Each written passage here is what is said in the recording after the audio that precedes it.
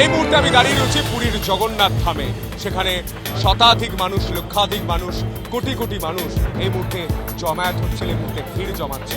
আগামীকাল রথ রয়েছে, তার আগে প্রত্যেকে বলছেন জয় জগন্নাথ, জয় জগন্নাথ, জয় জগন্নাথ, জয় জগন্নাথ। এই মুহূর্তে প্রচুর সাধারণ মানুষ এসেছেন, পশ্চিমবঙ্গ থেকে এসেছেন। তো পশ্চিমবঙ্গে তো দীঘাতে জগন্নাথ মন্দির তৈরি করেছেন, তারপরেও জগন্নাথ ধাম আসছেন, কি ব্যাপার? দীঘাটা হচ্ছে সেইভাবে তীর্থক্ষেত্র নয়, ওটা হচ্ছে আনন্দ করার জায়গা। আনন্দ করার আর এটা হচ্ছে ধাম, তীর্থস্থান, ধাম। মানুষ পুণ্য লাভ করবে, এখানে আসলে মানুষ পুণ্য লাভ করবে। জয় জগন্নাথ। জয় জগন্নাথ। দিদি কোথা থেকে আসছেন?